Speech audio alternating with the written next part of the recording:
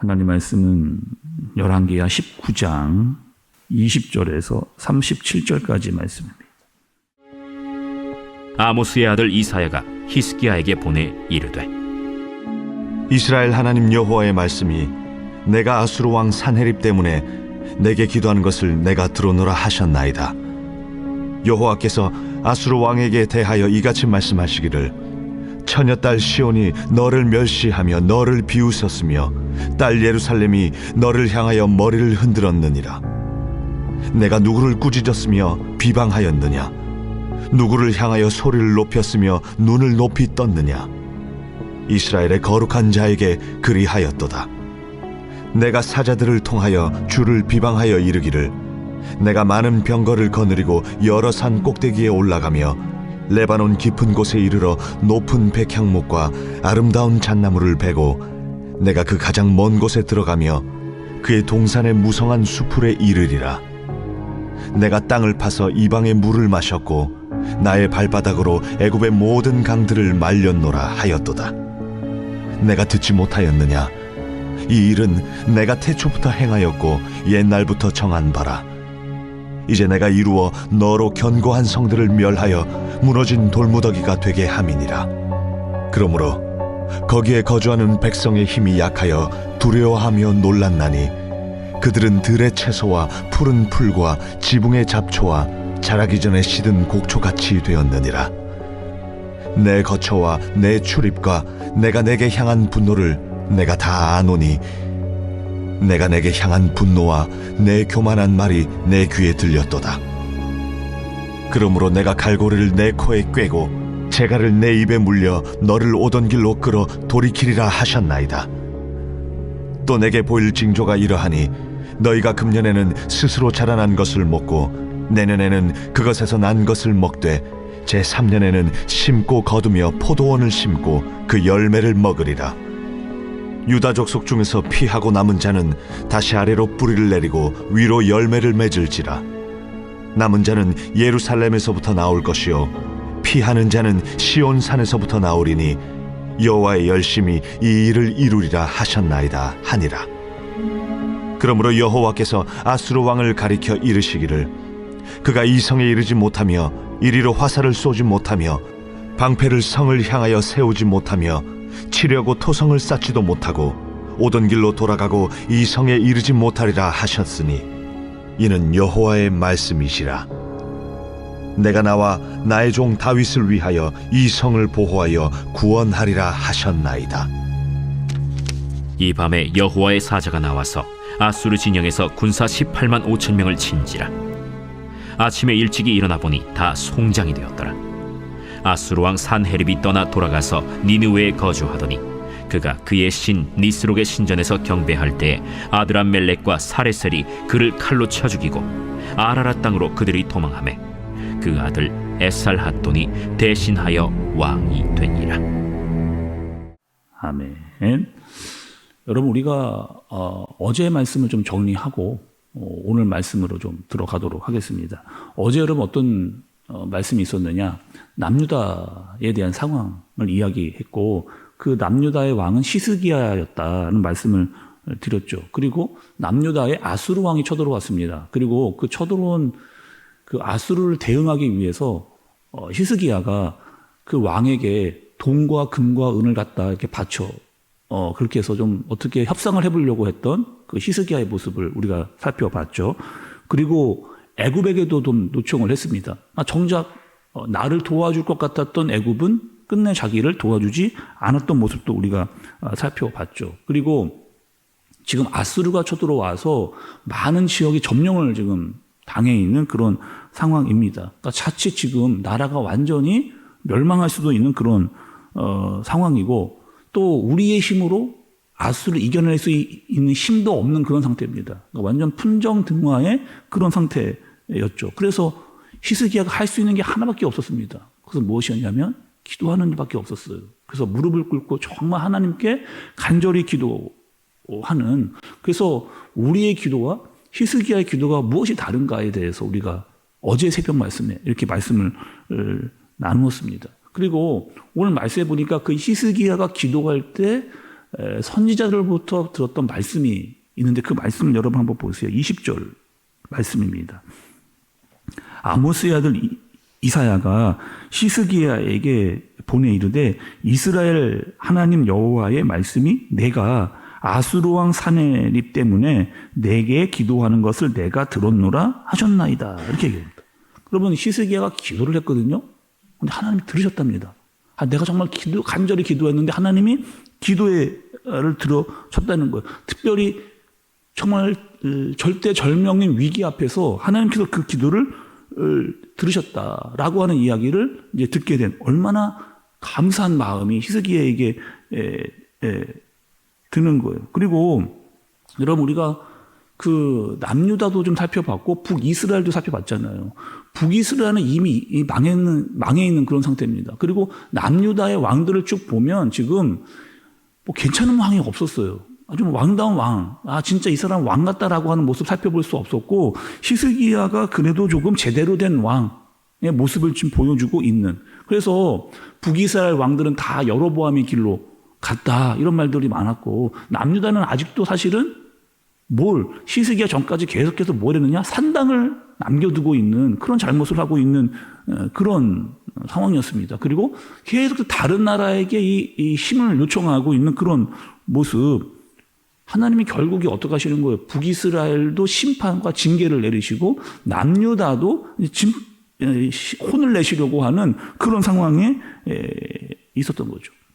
근데 오늘 말씀을 잘 보시면 하나님께서 그들에게 심판도 하고 징계도 하고 때리기도 하시는데 하나님이 놓지 않는 마음이 하나 있습니다. 끝까지 그래도 이들을 향한 마음을 놓지 않고 있는데 그것이 무엇이느냐? 오늘 20절 말씀을 여러분 다시 보시면 내가 누구냐고 이야기하느냐? 하나님은 끝까지 이것을 잊지 않으세요. 내가 누구냐?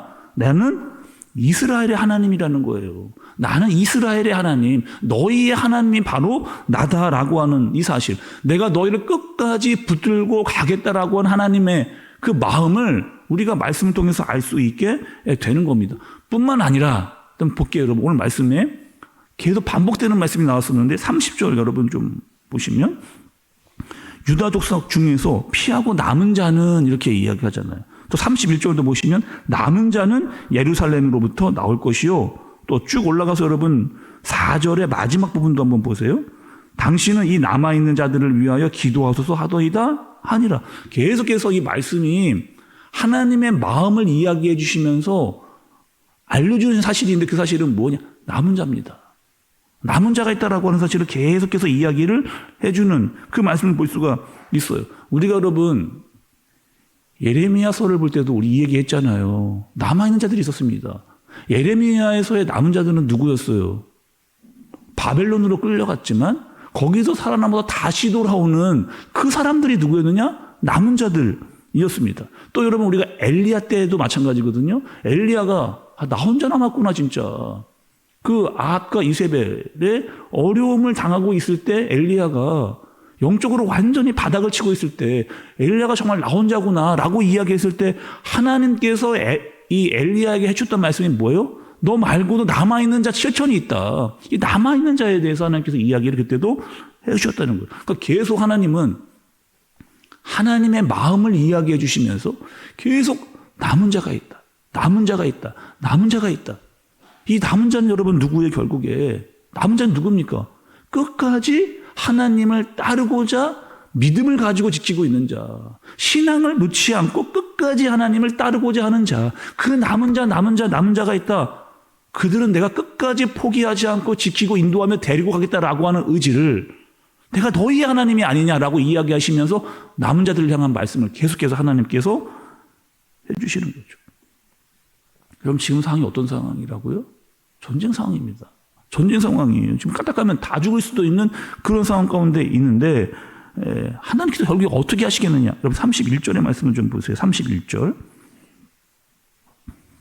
남은 자는 예루살렘으로부터 나올 것이요 피하는 자는 시온산으로부터 나오리니 여호와의 열심히 이 일을 이루리라 하셨나이다 하니라. 이렇게. 내가 너희의 하나님인데 남은 자들을 내가 끝까지 포기하지 않고 지키고 인도해주고 보호해주겠다라고 하나님께서 이야기를 해주시고 또 해주시는 말씀이 있어요. 그래서 31절의 말씀을 보니까 중간에 뭐라고 되어져 있어요?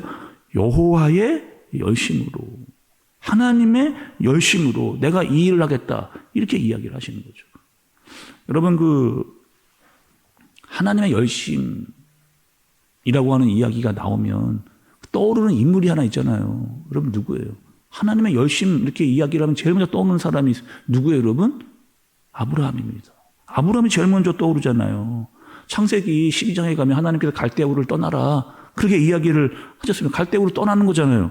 아니, 그러면 갈대우를 떠났는데 하나님이 떠나라고 해서 떠났으면은, 아니, 아무 일이 없어야 되는데, 앞으로의 모든 일이 다 잘 돼야 되는데, 아니, 분명히 하나님이 떠나라고 해서 그 말씀 딱 듣고 떠났는데 왜 기근을 만나는 거예요? 아니, 어려운 일이 없어야 되는데, 다 잘 돼야 되는데 기근을 만나는. 그래서 기근을 만나서 또 어떻게 해요, 여러분? 이 아브라함이 애굽으로 돌아갑니다. 근데 애굽으로 들어갈 때 또 어떻게 해요? 자기의 아내를 누이라고 속이는, 아니, 뺏길까봐 아내를 누이로 속이게 되어지는. 근데 실제로 들어가서 바로에게 이 아내를 빼앗깁니다. 빼앗기고 어떻게 되는 거예요? 그 바로의 꿈에 아주 혼쭐이 나잖아요. 하나님 앞에 혼쭐이 나고, 이 여자는 내가 건드려서는 안 되는 여인이구나 해서 아브라함의 아내인 것을 알고 다시 돌아가게끔 해주는 그 일이 일어나게 되는. 사실 여러분 잘 보시면 아브라함이 거짓말한 겁니다.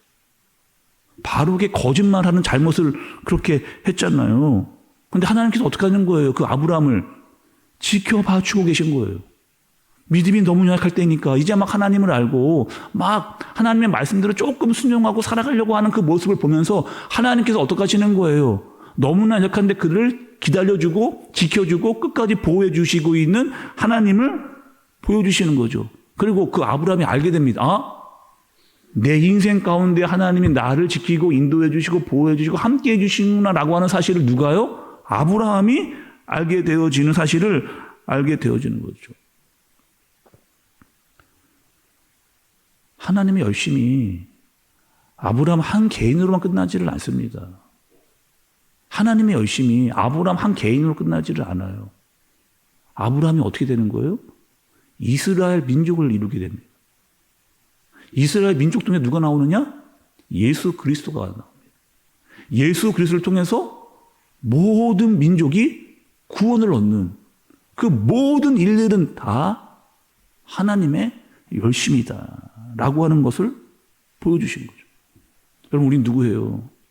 우리가 열왕기하 보면서 가끔씩 계속 나왔던 말씀 중에 남아있는 자들이 있다. 이 남은 자들은 지금 누구예요? 우리예요, 우리.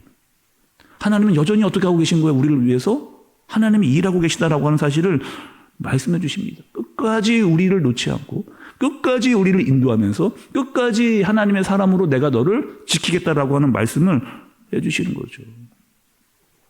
오늘 전쟁은 어떻게 끝납니까? 35절에 보니까 아수르 군대 18만 5천 명이 하나님의 능력으로 다 죽임을 당하는 그 일을 행하시는. 그리고 이 사내립이 돌아갑니다. 돌아가는데 어떻게 되느냐? 자기 아들들에게 죽음을 당하는 그런 일이 있게 되어져요. 결국에 이 아수르도 누구에게 망하느냐? 바벨론에게 망하는 그런 일들을 보게 되는 거죠.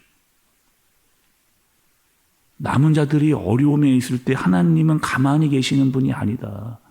팔짱만 끼고 보게 계시는 분이 아니다. 남은 자들을 지키시고 인도해 주시고 보호해 주시는 분이 하나님이다. 내 백성을 내가 끝까지 지킨다고 말씀해 주신 분이 바로 하나님이다. 그러나 우리가 힘든 부분들은 여러분 뭘까요? 하나님의 계획을 다 볼 수 없기 때문에 그게 힘든 거죠. 하나님의 계획을 다 우리가 볼 수 없기 때문에. 그러나 그 계획에 하나님의 뜻이 무엇인지를 우리가 알게 될 때가 있습니다.